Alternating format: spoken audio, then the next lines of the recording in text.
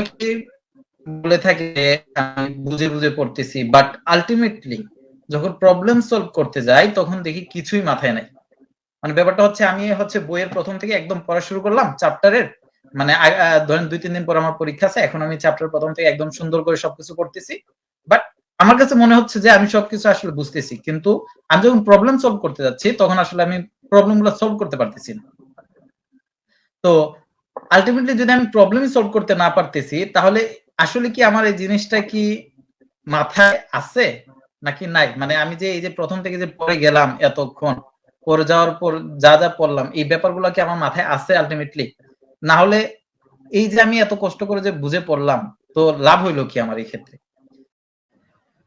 আচ্ছা, আমি আসলে জানি না কে কোশ্চেনটা করছে। তো প্রশ্নটা যে করছে তার জন্য কিছু কোশ্চেন আমার থাকবে যে সে কিভাবে পড়তেছে।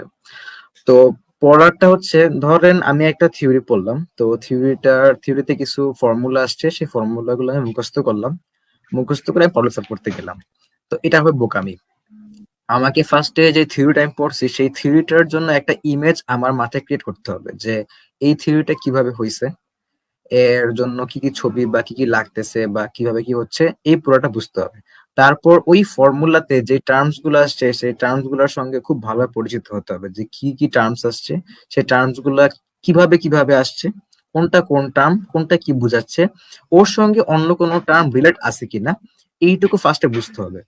তো এই ফর্মুলা বুঝা গেল, আমার সিনারিও বা ইমেজ যেটা ক্রিয়েট সেটা মাথায় হইলো, এরপর আমি প্রবলেম সলভে যাব। প্রবলেম সলভে গেলেও কিছু সমস্যা আছে। আমি ধুপ করে একটা প্রবলেম নিলাম, সেটা হচ্ছে বইয়ের সবচেয়ে হার্ডেস্ট প্রবলেম।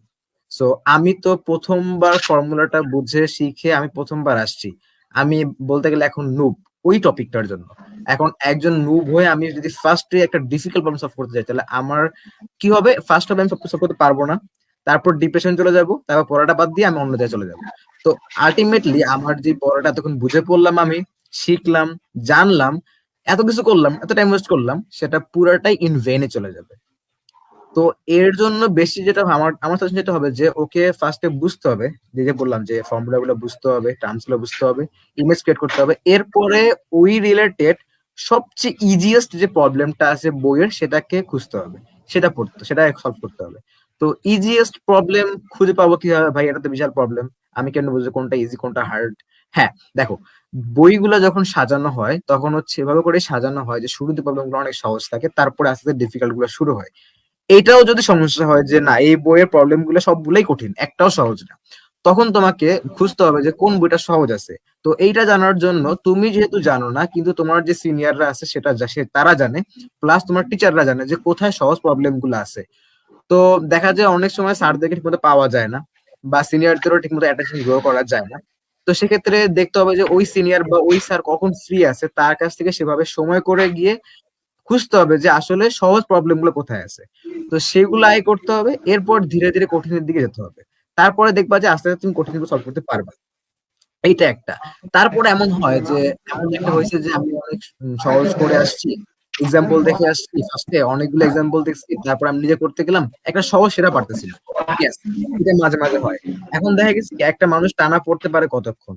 তুমি 1 ঘন্টা, 2 ঘন্টা, 3 ঘন্টা, 4 ঘন্টা, 5 ঘন্টা পড়ছো, এরপরে তোমার কিন্তু ব্রেনে অ্যাবিলিটি অত থাকবে না। তো তোমাকে দেখতে হবে যে তোমার অ্যাকচুয়ালি ওই সময় তোমার মানে ইনপুটটা আউটপুটটা কেমন হচ্ছে, তুমি যে পরিমাণে এফোর্ট দিচ্ছ সেই অনুযায়ী তুমি আউটপুট পাচ্ছ কি না।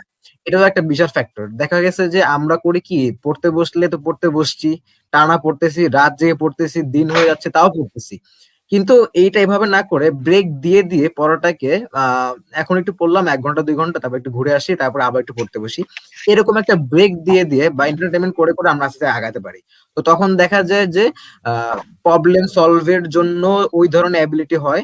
আবার দেখা যায় যে কি হয় যে রিফ্রেশ মাইন্ড নিয়ে কাজ করাটাও খুব একটা ইজি হয়। এইটা একটা। আরেকটা হচ্ছে যে দেখা গেছে যে সলভ করতে বসছি, সলভ হচ্ছে না, কিন্তু অনেক সময় এমন হয় যে সলভ করতে মিলতেছে না, কিন্তু আমি এমন একটা সিলি মিস্টেক করে আসছি যেটা আমার চোখেই পড়তেছে না।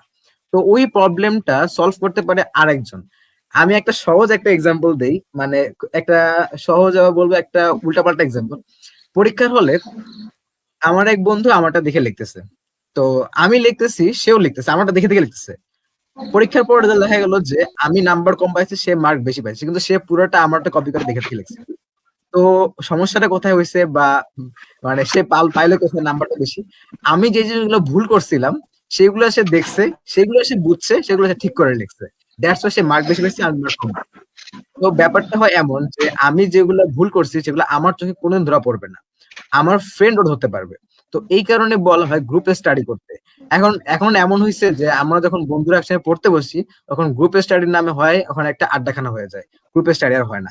তো এই কারণে ট্রাই করতে হবে যে যারা মোটামুটি ওই সময়, ওই পার্টিকুলারলি ওই সময় যারা একটু সিরিয়াস ভাবে পড়াশোনা করতেছি, তারা একসঙ্গে যাতে একটা গ্রুপ করে ওই প্রবলেমটা সলভ করি।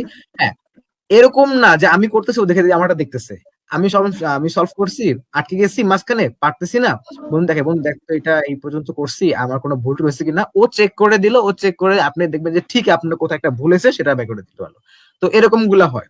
তো আশা করি তোমার এই যদি প্রবলেম গুলা যদি সলভ হয়, আশা করি তোমার প্রবলেম সলভিং সমস্যা হবে না।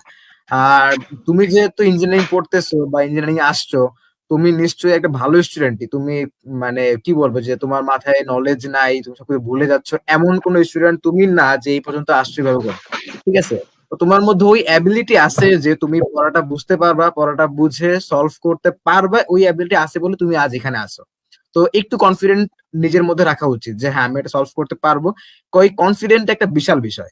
তো যখন কনফিডেন্স থাকে, প্লাস আমি জানি, বুঝি, সিনারিও গুলো আছে, ফর্মুলা জানি, ফর্মুলার ব্যাকগ্রাউন্ড সবকিছু জানি, ফর্মুলার প্রত্যেকটা জিনিস আমার জানা আছে, প্রবলেম সলভ করতে আশা করি সমস্যা আর হবে না। তো এই জিনিসগুলো সলভ করলে আশা করি তোমার সমস্যাগুলো সলভ হয়ে যাবে আশা করি।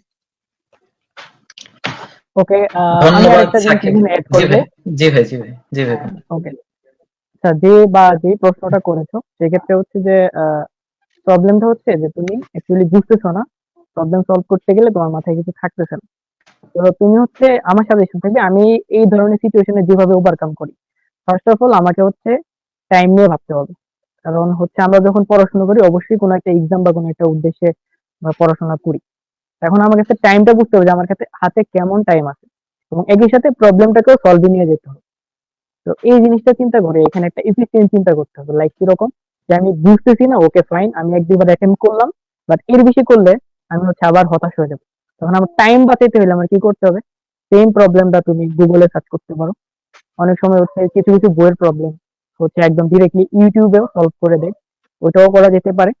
কিংবা অনেক সময় টেগে পাওয়া যায়, টেগ থেকে কিভাবে ফ্রিতে কোশ্চেন আনা যায়, ওটার টেকনিক আমি বলে দেবো যদি কেউ পার্সোনালি আমার সাথে যোগাযোগ করো।